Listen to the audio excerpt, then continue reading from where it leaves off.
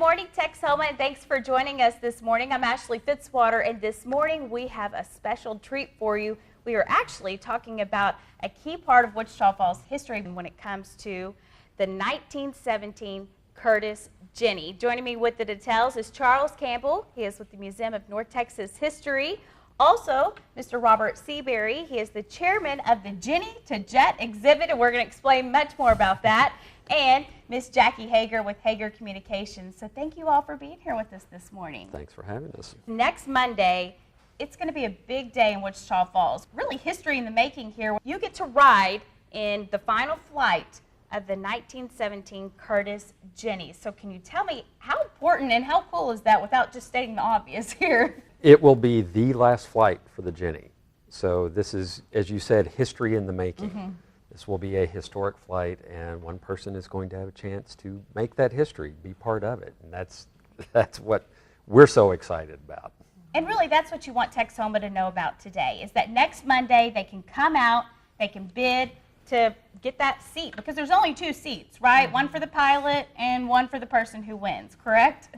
That's right. And you know, it's kind of a very special evening in which we can all pinch ourselves that we have this mint condition Jenny sitting right here in Wichita Falls. And it's going to be housed permanently into the new regional airport. Yes. But we have to get it from its current location at Kickapoo Airport in the World War I hangar. It's got to go from there out to Sheppard Air Force Base. So it's going to be flown by a wonderful pilot, an award-winning pilot, but there's an extra seat. So we thought, what a great opportunity for perhaps an aviation enthusiast, perhaps someone to purchase it for their son or their child or their brother, sister, or themselves, and take that final flight from Kickapoo, that 15-minute flight out to Sheppard Air Force Base. You're actually the chairman of the Jenny to Jet exhibit. Can you explain a little bit about what that is? Of course, it's going to include this 1917 plane, but also a T-38, correct? Correct. We could leave it at Kickapoo indefinitely if we wanted to, but if it stays there, I'm afraid someday it's going to gather dust, and it's not an air-conditioned space, and hundreds of people see it at Kickapoo. But if we move it into the new terminal, there'll be thousands of people that can see it and enjoy it and understand what it really means to our city to have an airplane like this. And we were fortunate enough to get a T-38. Actually, it was a T-38 at Sheppard that had an accident landing, and it was damaged. And with volunteer labor, they've rebuilt that airplane out there, so it's just like brand new, this T-38.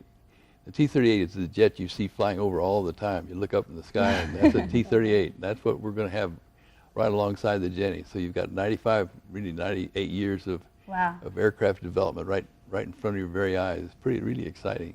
It is very exciting. Mm-hmm. Can you talk about the importance of this plane? Why is this such an important piece of history that we want to showcase? Well, almost any city of the state could have a Curtis Jenny. In fact, there are 4 or 5 others left in the world. It's such a key part of our history because in 1917, 1918, we had Call Field here. Mm-hmm. When you drive down Caulfield Road, 95 years ago, there were hangars on the south side of Caulfield Road, administration building, hospital, officers club, and all on the other side. It was a booming air base out there, and they trained hundreds of pilots to fly out there. It's so incredible when you drive down there now to think that at one time it was an air base. And 34 young men died out there in flying accidents because it was so primitive. The airplane was primitive, flying instruction was primitive, but they had no way of communicating between the ground and the airplane, and so they just crashed. If you can imagine, in 1 year, 34 young men died. That's like 3 a month. Yeah. But these young men still climbed into the cockpit of the airplane and took off, knowing that so many of their peers had crashed and died before them. It's a wonderful tribute to their patriotism and courage. Absolutely. Now we see the T-38. You would have seen the Jenny at this time, correct? Mm-hmm. Those would have been the planes flying over Wichita Falls at that time. That's what they said, that the skies were full of Curtis Jennys. Well, the skies are still full of airplanes, but they're T-38s. If you think about it, any city's airport is like the front door to their city. So anyone that comes into our city or exits our city is going to see the jet to Jenny sitting right there inside the museum. So imagine it's 2014 and you get the opportunity to get into a 1917 Jenny and take that 15-minute final flight. It's a really big deal, Ashley. I think it's a great opportunity, and we're going to put your name on the plane so that it will be out there for the next 24 months. Wow. And so as, you know, your children and your grandchildren, you know, get bigger, you can always say, I took that final flight in that plane. You know, Bob was telling me the first time he walked into our office about when the Wright brothers started flying. We're looking at a 4 to 5 year difference here. So it kind of puts in perspective what a treasure we have in this 1917 Jenny, and what an incredible opportunity this is. So we think Monday night, September 29th, it's worth just coming out and looking at her, touching her, feeling her, watching her, and then possibly bidding on that final flight with this award-winning pilot. We are extremely blessed with this pilot that we have that flies this plane. We're also auctioning off rides in our two 1916 Model T vehicles. One is a troop carrier, the other is a staff car from Caulfield, are identical to those. We're going to drive those cars from Wichita Falls out to Shepherd on the 4th of October, the same day that we fly the Jenny. And so we'll auction off 4 rides in the staff car. 4 people can ride in this old car with a police escort. And the troop carrier will have room for 4 children in the back of the troop carrier and 1 adult. And so, yeah, it's going to be fun. Much more about the final flight that is set to be auctioned off Texoma next Monday night, where you need to be, what time you need to be there, and of course much more on this award-winning pilot, because I know safety is a concern for many of you out there. So we're going to talk about him, his record, and why you are going to be in the best hands ever. So don't go anywhere. We'll be right back with much more on the final flight.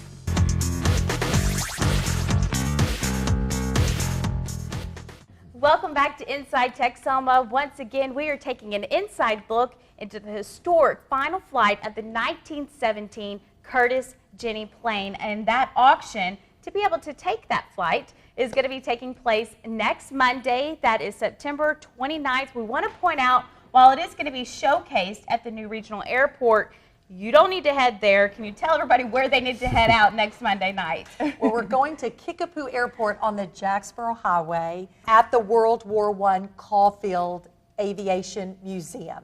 Very easy to see when you pull in. You may want to park across the street at Jacksboro Highway. It's a free event, open to the public.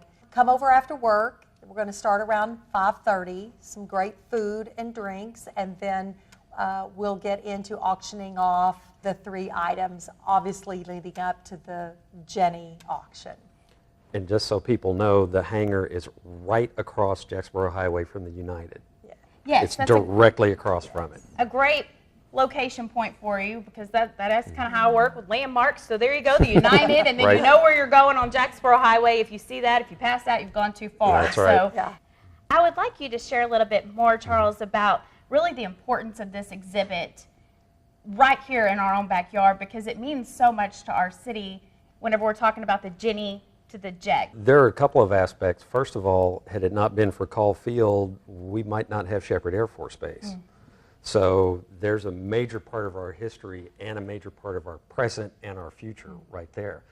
Another really great aspect about this exhibit is that on one side you'll have the Jenny, which was the very first United States military aviation trainer. Right across from it, you're going to have a modern jet, a T-38, that is still being used to train pilots today. And the really great thing is that these planes were both used to train pilots right here in Wichita Falls. Very cool indeed. Something else that's interesting is the positioning of the seats. Can you explain that? Because you might think that the pilot would be up front, but that's not the case. That is correct. The pilot instructor is in the rear seat, and the student will be in the front seat. And probably with the Jenny, that was because it was much easier for the instructor to yell so that the student could actually hear. But the same configuration is still used today. Meaning, whoever gets this final flight, they're going to be right up front, and no one's going to be blocking their view of anything. Right, and I can tell you it's a fabulous view. I Wow. was lucky enough to get to go up in the plane, and it was just just one of the coolest things I've ever done in my life. And you can just see everything perfectly from that front seat. Very cool. I know we want to brag a little bit on this pilot because, wow, there's just a lot to say whenever it comes to David and who's going to be flying the plane that day, correct? We needed insurance on the airplane. The first thing the insurance company asked was, who's your pilot? We said, David Martin. They said, that's all we need to know. Wow. Because David flies at Oshkosh, he flies at Reno. In fact, he's at Reno right now at the air races. He's one of the outstanding pilots in America, the national aerobatic champion. So when you're flying with David, you can feel safe. That's important because, like you mentioned, you don't know who's going to maybe win this seat. Maybe this is something you have a grandchild who just loves planes, or maybe it's yourself, but whoever it is, you can feel a little easy that you are in very good hands with David. So that's very exciting. Mr. Seabury, I would really like you to share a little bit about your connection with the Jenny, because we've done lots of stories with you over the years, and this is pretty personal to you, and I'm sure exciting to see it kind of all come to its final flight. Yeah. Well, I was building houses out in the vicinity of Caulfield Road 60 years ago in University Park. An old man came up and told me, he said, you're building on sacred ground. And I said, what? I must be digging into an old Indian cemetery. He said, no, 34 young men lost their lives right where you're building these new homes. He said, there was an air base here called Caulfield. And up on Caulfield Road, he described how there was an air base there. And I thought, well, that's such a part of our history. How can we commemorate that what's the proper way to expose that to our citizenry? It was such a part of our history, and I thought if we could only maybe build a bronze of an airplane or something and set it up there, and no, that wouldn't work. Finally, one day I heard about a Curtiss Jenny being for sale up in Indianapolis, Indiana. And I contacted the man, and he said, yeah, I got one. He said, I want a lot of money. I want $350,000 for it. I thought, boy, that's going to be tough. So I started out trying to raise the money locally, and the fellow said, well, I'll give you $500, I'll give you $1,000, I'll give you $1,500. I thought, oh, boy, $350. I got $2,000, I got $290,000 to go. And so anyhow, through the 4B Corporation, we convinced them that it would be good for the city to have this airplane and build a museum around the Curtiss Jenny of Caulfield, showing how things were 97 years ago. It came in pieces. It came down by a truck. So when it got here, I had to find someone that knew could put it together. And I thought there's only one person that I would trust. That's Tom Danaher. I called Tom. Tom said, yeah, I'd love to do it. So Tom put together a bunch of people, the finest mechanics in this area. And they put the airplane together and worked out they call rigging the airplane. They rigged it. Then Tom got in the airplane and took off for the first flight. First time it'd been flown in about 40 or 50 years. Wow. Pretty gutsy flight. No kidding. But anyhow, Tom passed away recently. It was quite a loss to our city and to the flying community. Yeah, our thoughts definitely with his family and friends, of course, and I mean, a big appreciation for all he did, of course, to make this happen, and all his hard work. And, I know there's just been so many people who have helped us get to this point, but what a wonderful point it is. Is it a bittersweet moment for you to have to permanently park it, so to speak, as people say, or? Well, yes, but when we realize that thousands of people are going to see this, and it'll be there 50 years from now for our children and grandchildren to see and appreciate and understand, it's worth it. We hate doing it, but when you consider all the aspects, that's really the only thing to do is to put it in the terminal. Absolutely. Well, I think it's a neat thing. It's a great part of our history. We're excited, of course, for that history to be in the making still. Texoma, and you can get involved. Head on out there. Again, that's going to be next Monday night, September 29th, 5:30 to 7 o'clock. Watch the auction. Of course, ultimately, we want you to take part in the auction. And we're going to keep up to date on this and let you know who wins that final flight. We just want to say thank you so much for all of your time coming today and sharing, what this means to you, of course, and to our city. We appreciate it. Our pleasure. And Texoma, we are not done. Stick around, much more inside Texoma after this.